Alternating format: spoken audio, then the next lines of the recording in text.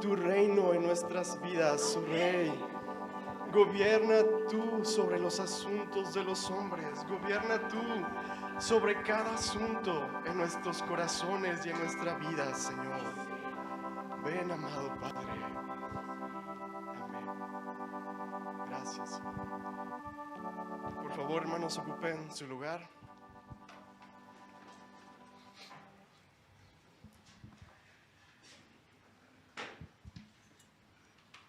El Señor los bendiga. Gracias a Dios que podemos estar aquí hoy, delante de su presencia, delante de su Espíritu. Esta mañana quisiera compartir con ustedes un breve mensaje al que titulé El corazón de un rey. Una vez más, quiero comenzar este mensaje con una porción de la Escritura en el libro de Daniel. Ahorita yo creo que es el pan de cada día. A todos los que participamos de alguna manera en el concurso del Señor, yo sé que vivifica su palabra, vivifica este mensaje, vivifica esta experiencia. Y primero Dios, que sea así en nuestros corazones, que sea un vivir, que sea una realidad para nosotros. Quiero enfocarme hoy en Daniel capítulo 5. Si gustan acompañarme, vamos a pasar parte del mensaje en este capítulo.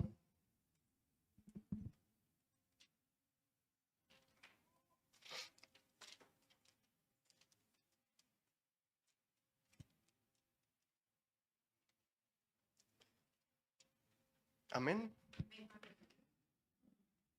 El capítulo 5 se titula La escritura en la pared.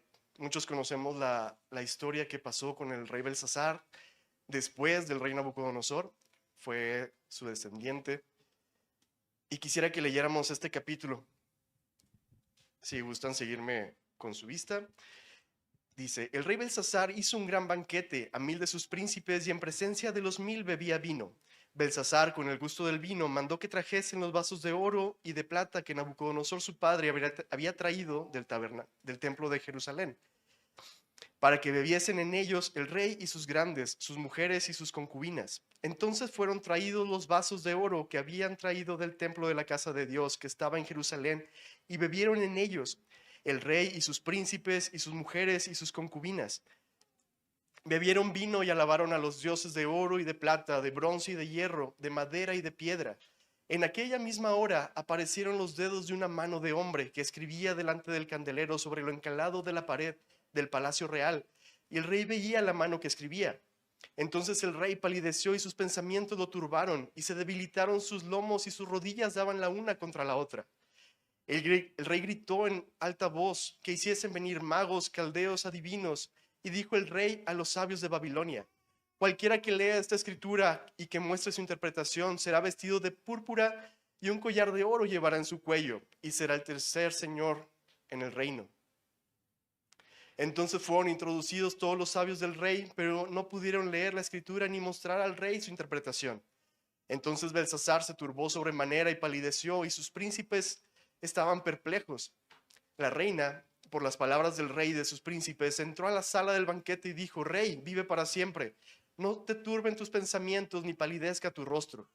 En tu reino hay un hombre en el cual mora el espíritu de los dioses santos, y en los días de tu padre se halló en él luz e inteligencia y sabiduría como sabiduría de los dioses, al que el rey Nabucodonosor tu padre, oh rey, constituyó jefe sobre todos los magos, astrólogos, caldeos y adivinos, por cuanto fue hallado en él mayor espíritu y ciencia y entendimiento para interpretar sueños y descifrar enigmas y resolver dudas. Esto es en Daniel, al cual el rey puso por nombre Belsasar. Llámese pues ahora a Daniel, y él te dará la interpretación.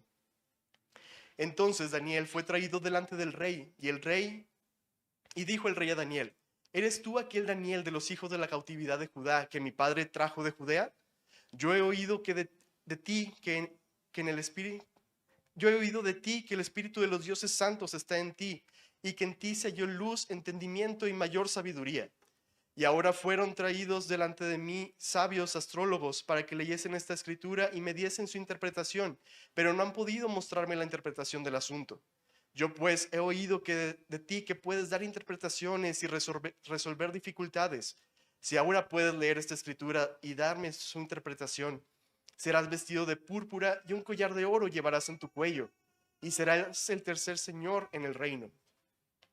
Entonces Daniel respondió y dijo delante del rey: tus dones sean para ti y da tus recompensas a otros. Leeré la escritura al rey y le daré la interpretación. El Altísimo Dios, oh rey, dio a Nabucodonosor tu padre el reino y la grandeza y la gloria y la majestad. Y por la grandeza que le dio, todos los pueblos, naciones y lenguas temblaban y temían delante de él. A quien quería mataba y a quien quería daba vida. Engrandecía a quien quería y a quien quería humillaba. Mas cuando su corazón se ensoberbeció y su espíritu se endureció en su orgullo, fue depuesto del trono de su reino y despojado de su gloria. Y fue echado de entre los hijos de los hombres, y su mente se hizo semejante a la de las bestias, y con los asnos monteses fue su morada. Hierba le hicieron comer como buey, y su cuerpo fue mojado con el rocío del cielo, hasta que conoció que el Altísimo Dios tiene dominio sobre el reino de los hombres, y que pone sobre él al que le place. Y tú, su hijo Belsasar, no has humillado tu corazón sabiendo todo esto, sino que contra el Señor del cielo te has ensoberbecido e hicieron traer delante de ti los vasos de su casa, y tú y tus grandes, tus mujeres, tus concubinas, bebisteis vino en ellos. Además de esto, diste alabanza a dioses de plata, de oro, de bronce, de hierro, de madera, de piedra, que ni ven, ni oyen, ni saben. Y el Dios en cuya mano está tu vida y cuyos son todos tus caminos nunca honraste. Entonces en tu presencia fue enviada una mano que trazó esta escritura, y la escritura que trazó es Mené, Mené, Tekel, Uparsin. Esta es la interpretación del asunto. Mené, contó Dios tu reino y le ha puesto fin. 2 veces lo contó. Tekel, pesado has sido en balanza y fuiste falto. Pérez, tu reino ha sido roto y dado a los medos y a los persas. Entonces mandó Belsasar vestir a Daniel de púrpura y poner en su cuello un collar de oro y proclamar que él era el tercer rey del reino. La misma noche fue muerto Belsasar, rey de los caldeos, y Darío de Media tomó el reino siendo de 62 años. Platicando con mi esposa mientras ella memoriza o repasamos las preguntas, siempre le digo que me llama mucho la atención la misericordia que Dios tuvo con el rey Nabucodonosor. Era un rey impío, un rey que cautivó al pueblo de Dios, que no creo que fuera buena gente, ya que su palabra favorita era descuartícenlos y conviertan sus casas en muladar. Y me llama mucho la vida de Nabucodonosor, la misericordia de Dios que tuvo para con él. Primero, vemos en el capítulo 2 de Daniel cómo Nabucodonosor recibe un sueño. De la nada recibe un sueño de una estatua donde se le menciona que él era la cabeza de oro y que al final de todo iba a llegar un reino que iba a destruir todo, iba a gobernar sobre toda la tierra.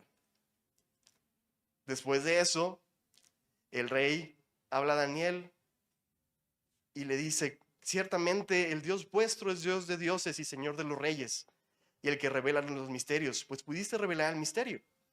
No conforme con eso, con haber recibido esa visión y esa interpretación, él levanta una estatua completa de oro. Yo creo que le gustó la idea de la estatua, le gustó ver su nombre ahí, ver la cabeza, y no solo la cabeza, sino todo el cuerpo fuera hecho de oro. En segundo, se le permitió ver al Hijo mismo de Dios. Cuando levanta esa cabeza y pide que todos se arrodillen, que todos alaben a esa cabeza, hay 3 hombres que no aceptan, y él los echa al horno de fuego. Y en medio de esa experiencia ve al Hijo de Dios, como vemos en Daniel 3, que él mismo, después de haber visto al Hijo de Dios, confiesa y dice: bendito sea el Dios de ellos, de Sadrach, Mesach y Abednego, que envió su ángel y libró a sus siervos que confiaron en él y que no cumplieron el edicto del rey y entregaron sus cuerpos antes que servir y adorar a otro Dios que su Dios. Por lo tanto, decreto que todo pueblo, nación o lengua que dijere blasfemia contra el Dios de Sadrach, Mesach y Abednego sea descuartizado y su casa convertida en muladar, por cuanto no hay Dios que pueda librar como este. Aquí vemos que él reconoce que no hay otro Dios que pueda librar como el Dios de Israel. Y aún así, digo, yo creo que algo pasó, tal vez en su corazón, sí reconoció que Dios era Dios, pero faltaba un poquito para que fuera completamente transformado. En tercer lugar, estando Nabucodonosor tranquilo en su casa y floreciente en su palacio, tuvo otro sueño. Dios habla a través de sueños, pero sueños como los de Nabucodonosor, yo creo que pocos, y más un sueño tan directo para él, para su vida. En ese tercer sueño, a estas alturas yo, al momento de leerlo, el capítulo 4, veo que como que cambia la forma en lo que lee y partes de la escritura es como si él mismo lo relatara. Porque dice, yo Nabucodonosor, estando tranquilo en mi casa y floreciente en mi palacio, tuve un sueño.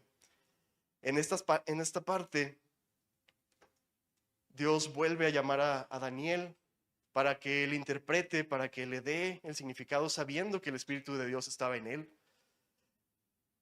Y prácticamente Daniel le dice, vas a ser echado de la civilización, serás tratado como animal, convertido en un animal, y hasta que reconozcas que el Altísimo tiene el dominio en el reino de los hombres y que lo da a quien él quiere, serás puesto otra vez en tu lugar.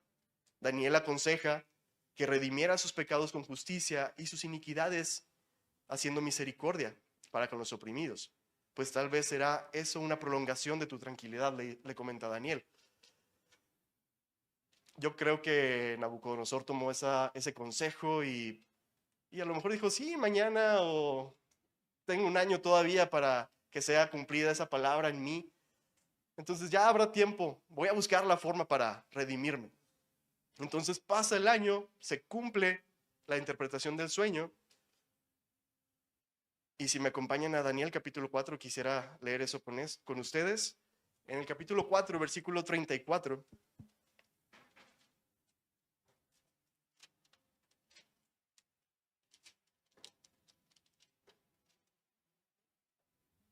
Amén.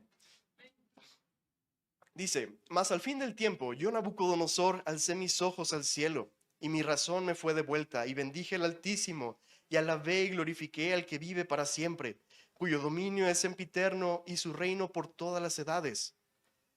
Todos los habitantes de la tierra son considerados como nada, y él hace según su voluntad en el ejército del cielo y en los habitantes de la tierra. Y no hay quien detenga su mano y le diga, ¿qué haces? Como vemos, Daniel le decía a Belsasar, al rey, que su padre tenía el poder para hacer lo que quisiera con quien quisiera. A quien quería daba vida, tal vez él no se las daba, pero en su corazón decía, tienes vida porque yo aún permito que la tengas. A quien quería mataba, a quien quería levantaba por sobre todos, como a Daniel, a quien quería humillaba, descuartizaba y convertía su casa en un muladar. Entonces ahí es donde regresamos a la escritura en la pared. Mené, mené, tekel, parsim. A pesar de todo lo que el rey Nabucodonosor vio y vivió, Belsasar, el actual rey, conocía lo que pasaba, lo que había pasado, porque Daniel se lo dijo. Tú sabiendo lo que pasó, no te humillaste. No has humillado tu corazón sabiendo todo esto, le dijo en el versículo 22 del capítulo 5.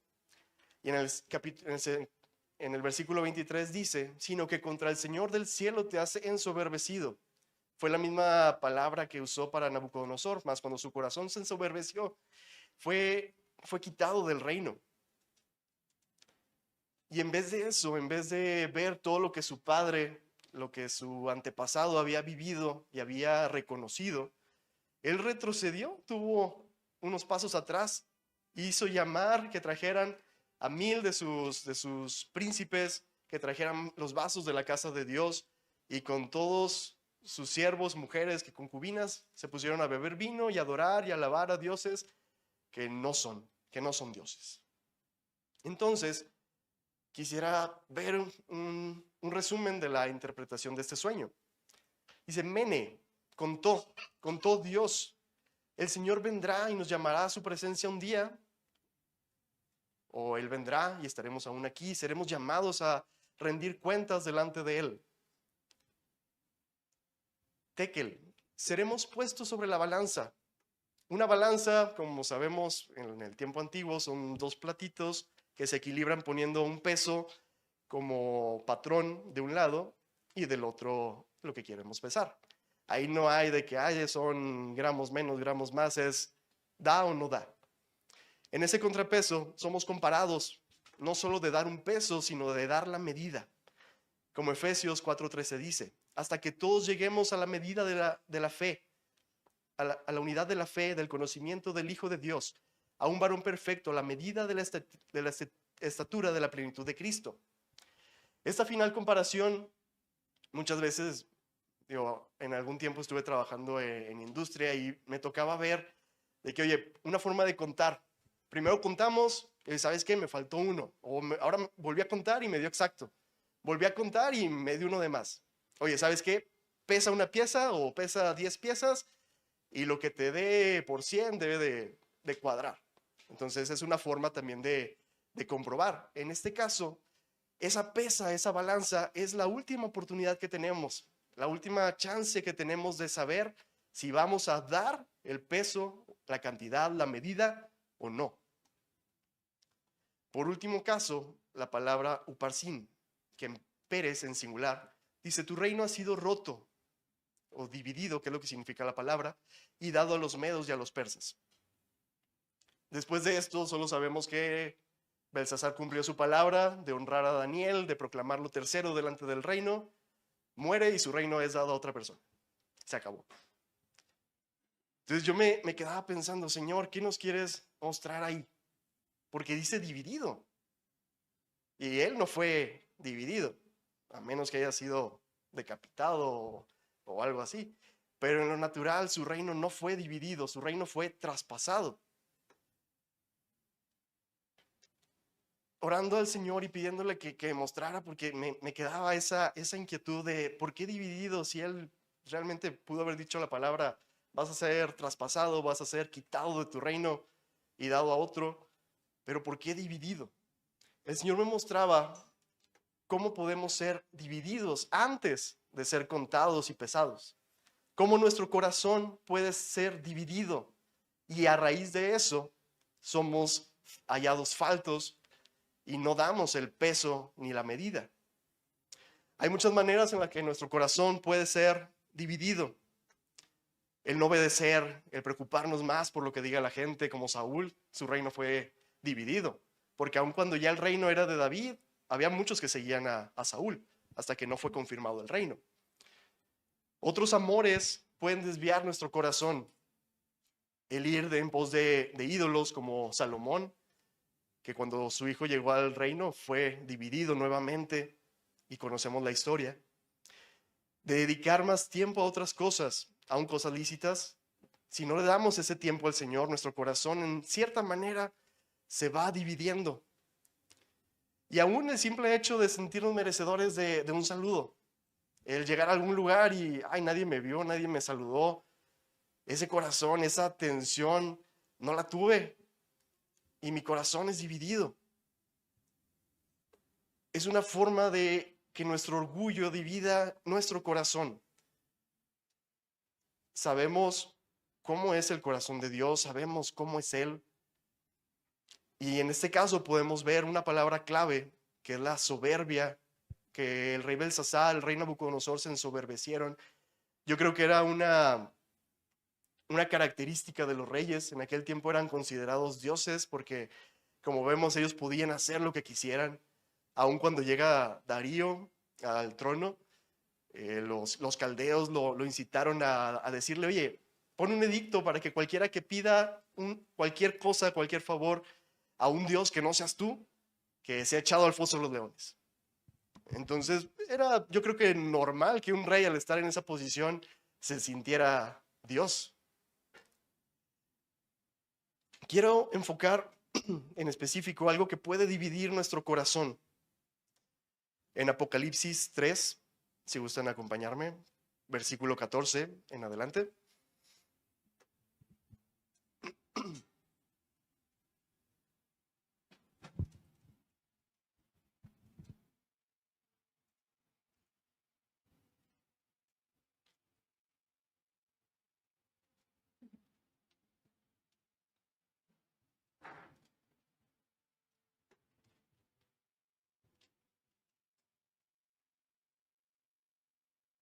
Amén. Apocalipsis 3, versículo 14, dice: y escribe el ángel de la iglesia en la Odisea: he aquí el amén, el testigo fiel y verdadero, el principio de la creación de Dios, dice esto: yo conozco tus obras, que ni eres frío ni caliente. Ojalá fueses frío o caliente, pero por cuanto eres tibio y no frío ni caliente, te vomitaré de mi boca. Al no cumplir con lo esperado, seremos desechados al tener un corazón a medias. Y en el versículo 17 dice: porque tú dices, yo soy rico y me he enriquecido, y de ninguna cosa tengo necesidad, y no sabes que tú eres un desventurado, miserable, pobre, ciego y desnudo. Podemos ver características que nos alejan del patrón de Dios, que nos alejan del peso que Él ha puesto en esa balanza, y nos describe tal y como eran esos reyes de Babilonia, soberbios. La palabra soberbia tiene muchos sinónimos, que incluyen altivez, orgullo, inmodestia, presunción, altanería, arrogancia, vanidad, envanecimiento, engreimiento, jactancia, suficiencia, fatuidad, que es como ser fatuos, es tener falta de razón. O sea que ser soberbios, ser engreídos, ser altivos, ser orgullosos, nos alejan del intelecto que Dios tiene para nosotros. También tenemos pedantería, endiosamiento, que es una altivez extrema, como vemos en los reyes, que se sienten dioses. Y en aquel tiempo los reyes, digamos así, eran dioses para la gente. No gobernaban sobre una ciudad, sobre un pueblo, gobernaban sobre mucha gente. Pero hoy en día, ¿qué puede hacer que la soberbia tenga ese efecto en nuestras vidas? Apocalipsis 3, en la Nueva Traducción Viviente, versículo 17, dice: tú dices, yo soy rico y tengo todo lo que quiero y no necesito nada. Y no te das cuenta de que eres un infeliz, un miserable, eres pobre, ciego y estás desnudo. Si lo vemos a todo nivel, no tenemos que ser gobernadores, no tenemos que ser dueños de una empresa, no tenemos que ser millonarios, no tenemos que ser reyes como en aquel tiempo, ya que todos somos ricos. Aquí, hoy en día, todo el que tenga algo útil o algo necesario es una persona rica. Como veíamos en prédicas pasadas, se nos decía en el pasaje del joven rico, Marcos 10:23, que el Señor dijo: cuán difícil entrará en el reino de Dios los que tienen riquezas. Riqueza, aquí la palabra significa cualquier cosa útil o necesaria. Si tenemos una cuchara, es algo útil y necesario a la vez. Si tenemos un par de zapatos, aunque estén rotos, si los usamos es porque nos sirven de algo. En Proverbios 18, versículo 11, dice: las riquezas del rico son su ciudad fortificada, y como un muro alto en su imaginación. Antes del quebrantamiento se eleva el corazón del hombre, y antes de la honra es el abatimiento, como les pasó a Nabucodonosor y a Belsasar. Cualquier persona que en su imaginación tenga un muro va a ser abatido. En la Nueva Traducción Viviente dice: la arrogancia va delante de la destrucción, la humildad precede al honor. Es la única manera en la que seremos honrados. Conocemos el corazón de nuestro Dios, sabemos cuál es el camino para encontrarnos con Él, que no es hacia arriba, no es el ser grandes, el ser reconocidos, sino el ser humildes, el ser los últimos, el ser los siervos de otros. El sentirnos autosuficientes y creer que todo lo podemos ciega nuestros ojos. Es la realidad de las cosas. Y no vemos la verdad de lo que pasa a nuestro alrededor. No tenemos, a decir verdad, el control de nuestras vidas. Dios tiene el control. No sabemos ni el día que nacemos, ni el día que presentaremos cuentas delante de Él, ni aún de nuestra lengua, ni aún de nuestros propios pensamientos. Y no me refiero a que tengamos pensamientos malos o tengamos una vida descarriada, pero no tenemos control. Muchas veces hablamos antes de pensarlo, muchas veces pensamos cosas que ni nos pasaría por la cabeza. ¿Cuántas veces hemos soñado con cosas que uno puede decir, ¿de dónde salió eso? Podemos soñar con personas que ni hemos conocido, podemos pensar en soñar con situaciones que nunca hemos visto, entonces ni aún de eso tenemos control. El punto clave para encontrarnos con Dios, para no ser altivos, no ser vanagloriosos, es que debemos alejar la soberbia de nuestro corazón. Así de simple. En nuestro corazón tanto está el poder elevarnos como el poder humillarnos. No podemos decir, es que la vida me ha traído aquí y la vida fue la que me humilló. O Dios puede humillarnos. Pero cuando Dios lo hace, seremos convertidos como Nabucodonosor. Seremos quitados de lo que tenemos como Belsasar. El Señor mismo y Daniel le hizo el consejo a Nabucodonosor. Corrige tu camino, corrige tus acciones para con los oprimidos, cambia tu forma de ser, humíllate. Entonces en nuestro corazón sí está la capacidad de humillarnos ante otros. Que nuestros ojos sean abiertos y reconozcamos lo que somos y lo que Dios es. La nada que somos contra el todo que Dios es. Y es un todo que nosotros no podemos ni imaginar.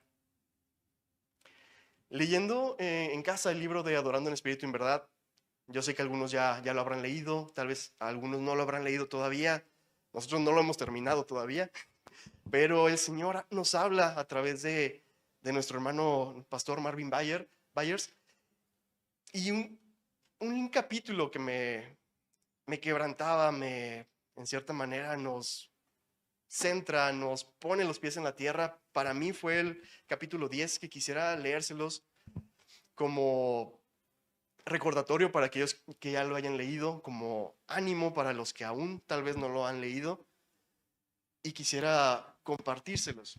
El libro es Adorando en Espíritu y en Verdad, en el capítulo 10.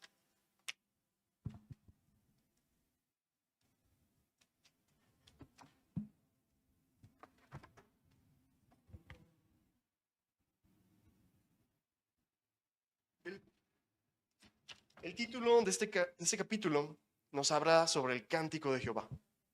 Y dice así: el Señor Jesús es llamado Rey de Reyes y Señor de Señores. Es algo que yo creo que todos, y a mí en lo personal, nos gusta decirle: tú eres el Rey de Reyes, eres el Señor de Señores. Como Nabucodonosor decía, aún el Dios de dioses. Y en Apocalipsis 19:16 lo confirma, que Él es el Rey de Reyes y Señor de Señores. Nosotros consideramos esa proclamación como una gran exaltación al Señor, pero veamos lo que significa para Él. La Biblia nos dice que el Señor creó el universo con sus dedos en Salmos 8:3, y que este es demasiado pequeño para ser su habitación, que es lo que dice Primero de Reyes 8:27. Nuestro Dios es infinito y nosotros somos finitos.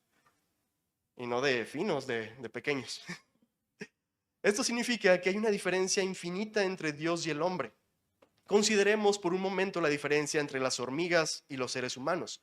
Sin importar cuántas diferencias podamos percibir que existen entre las hormigas y nosotros, en algún punto tendríamos que aceptar el hecho de que existe un número finito de diferencias entre hormigas y seres humanos. Si tuviéramos la habilidad de volvernos hormigas y vivir entre hormigas, sería para nosotros un honor ser si las hormigas nos otorgaran el título de Rey de todos los reyes hormigas y Señor de todos los señores hormiga. Tal cosa sería humillante para nosotros.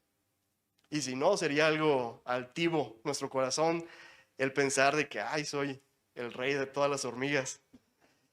Esta idea puede parecernos un poco descabellada, pero nuestro Dios infinito tenía el poder y la habilidad para convertirse en hombre y vivir entre nosotros. Y sorprendentemente, así lo hizo. Pablo nos dice que Jesús dio muchos pasos que implicaron el humillarse a sí mismo a una posición cada vez más baja.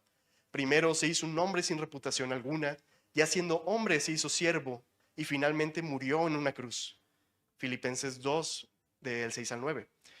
Tengamos en mente por un momento que las diferencias entre Dios y nosotros son infinitas, mientras que las diferencias entre nosotros y las hormigas son finitas. A la luz de esto, debemos darnos cuenta de que cuando Dios permite ser llamado Rey de todos los reyes humanos y Señor de todos los señores humanos, Dicho tratamiento constituye una humillación inimaginable para él. Nuestro Dios infinito se humilló infinitamente a sí mismo, tanto cuando escogió convertirse en nuestro Dios como en nuestro Rey. Decirle al Señor que es nuestro Rey y nuestro Señor, que es nuestro Dios, aún eso es tanta humillación para Él y tanto enorgullecernos nosotros, porque tener un Dios como el que tenemos, el estar aquí, el hacernos dignos de haber sido creados, el haber sido dignos de que Dios creara todo para nosotros y lo pusiera alrededor nuestro, todo el universo, toda la tierra, todos los recursos, todos los animales debajo de los pies humanos, si no reconocemos verdaderamente lo que queremos ver aquí, eso solo traería orgullo y soberbia a nuestro corazón. Prueba de esto se encuentra en la Biblia, donde leemos que Dios debe humillarse tan solo para mirar las cosas que están en el cielo y en la tierra. Cuánto más debe humillarse no solo para percatarse de la existencia de cada uno de nosotros, sino para morir por nosotros y poner su misma vida dentro de nosotros. ¿No merece Él ser su rey en esta vida? ¿No merece Él ser nuestro rey en esta vida que tenemos? El Señor infinito no solo se hizo uno de nosotros, sino que por medio de la obra de su muerte y resurrección abrió el camino para que un Dios santo pudiera vivir dentro de nuestros vasos de barro. Si hemos nacido de nuevo, tenemos ahora el tesoro del cielo, el Señor Jesucristo viviendo dentro de nosotros, como Pablo declara, porque tenemos este tesoro en vasos de barro, para que la excelencia del poder sea de Dios y no de nosotros, en 2 Corintios 4:7. El Padre Celestial no está interesado en cuán maravillosos, capaces, talentosos, sabios o bien preparados seamos. Él derrama su amor sobre nosotros porque Él ve la vida de su precioso Hijo morando dentro de nosotros. Pablo confirma esto cuando nos dice que el Padre nos hizo aceptos en el amado. Efesios 1:6. Esta es una posición gloriosa porque Pablo también declara, yo sé que en mí, esto es, en mi carne, no mora el bien. Romanos 7:18. Esto es muy humillante para aquellos que piensan que tienen algo maravilloso que ofrecerle al Señor. Un poco antes, en Romanos 6:6, Pablo había explicado, sabiendo esto, que nuestro viejo hombre fue crucificado juntamente con él, para que el cuerpo del pecado sea destruido. Pablo llama a nuestro viejo hombre el cuerpo de pecado. Este hombre es la vida que recibimos de Adán en nuestro primer nacimiento, y el nuevo hombre es la vida que recibimos de Cristo en el nuevo nacimiento, y Él es un hombre perfecto. Esta es la razón por la que podemos ir al cielo. Debido al anterior, todo corazón honesto reconocerá que nuestro Dios es infinitamente humilde. Requiere humildad divina que Él tan siquiera nos mire. Pero algo mucho más increíble es que Él permita que la vida misma de su Hijo more en nosotros. Es precisamente a causa de su humildad que Dios no se impone a nadie y trágicamente algunos simplemente son demasiado orgullosos para aceptar la vida y el amor de un Dios tan bondadoso y misericordioso. Simplemente creen que no lo necesitan, porque somos ricos y no tenemos necesidad de nada, ni aún de aquel que nos dio lo que tenemos. También veremos que otros son demasiado altivos como para identificarse con un Dios tan humilde, que no solo acepta nuestra adoración y nuestro cántico, sino que nos pide que le cantemos todos los días un cántico muy sencillo que la Biblia llama el cántico de Jehová. De eso trata este libro. Como sabemos, el mensaje de este tiempo es que el tabernáculo de David, quien fue un adorador en espíritu y en verdad, sea restaurado en nuestras vidas.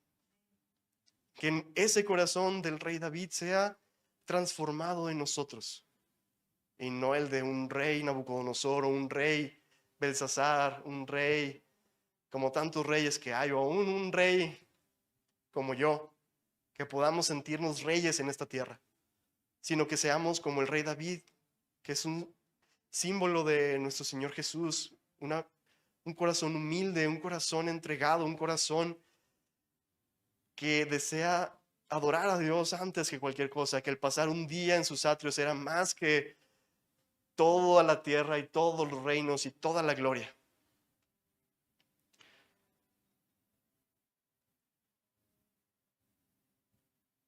Como hemos escuchado, el camino de Dios es lo más fácil.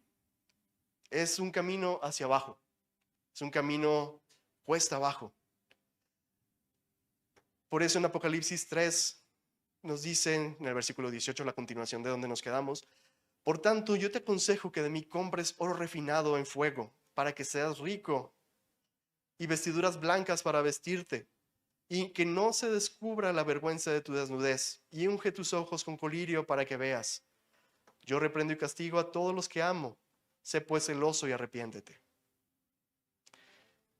El tener oro hoy en día puede significar lo que hemos estado viendo: tener riquezas, tener gloria, tener poder. Pero el oro que el Señor nos pide que compremos es el oro de su presencia, de la presencia de Dios. Como hace 2 domingos se nos predicaba sobre el arca del pacto, que era una caja de madera, que es lo que somos, y tal vez ni una caja de madera bonita seamos, ni una madera fina. Pero lo que hacía que la presencia de Dios cayera sobre esa arca, en ese tabernáculo, era que estaba cubierta de oro. Que sea la vida de Cristo derramada sobre nosotros, la presencia de Dios cubriéndonos, y no para embellecernos, ni para exaltarnos, ni sentirnos los portadores de esa gloria, sino estar escondidos por ese oro y que no seamos vistos. Solo el oro soportará la purificación. Solo el oro permitirá que todo aquello que somos, todo aquello que no embona con el patrón de la balanza que mencionábamos en un principio, sea destruido, sea quitado. No es para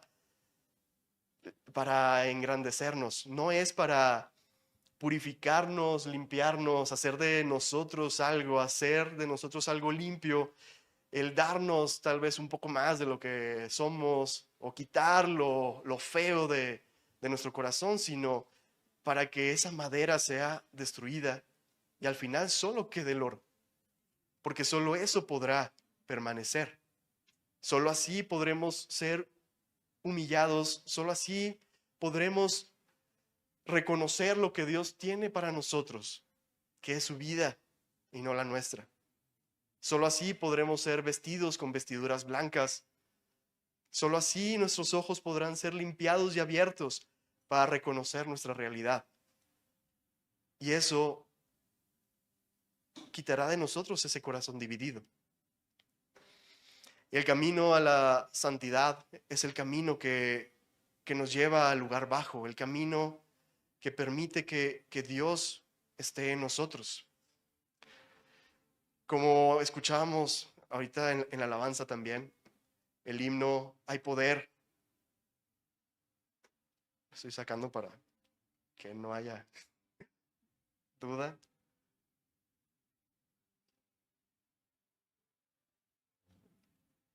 Nos dice: ¿quieres ser salvo de toda maldad?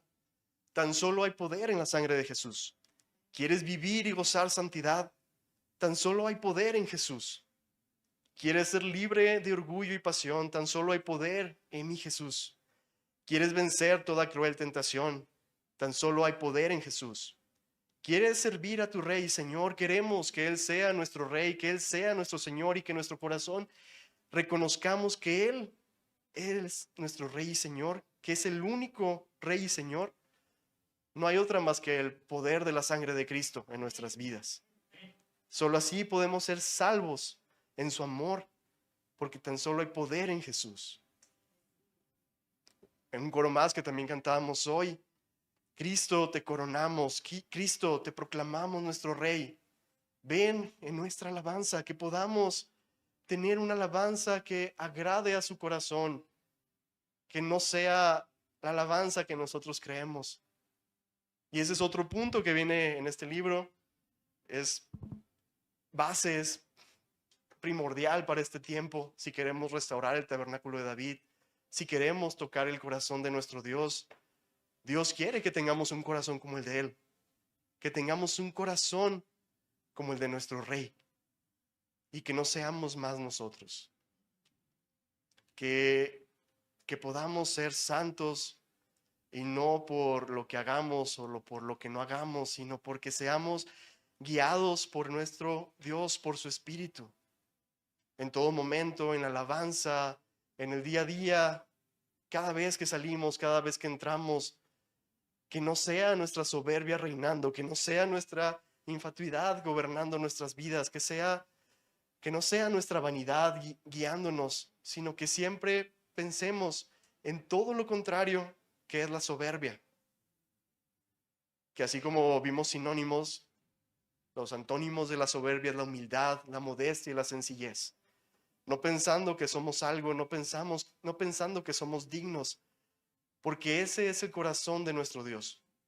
Ese es el corazón de nuestro Señor Jesús, de nuestro Cristo, que no vino para ser exaltado, no vino para ser adorado, no vino para enseñorearse de la gente, para dar, poner, quitar, para tener esa autoridad, sino para ser humillado, para ser escondido, para ser muerto por nosotros. Que podamos tener ese corazón, el de un rey, pero no como el de los reyes que vemos en este mundo, sino como el de nuestro Rey y Señor. Dios los bendiga, hermanos, que el Señor esté con ustedes. Amén.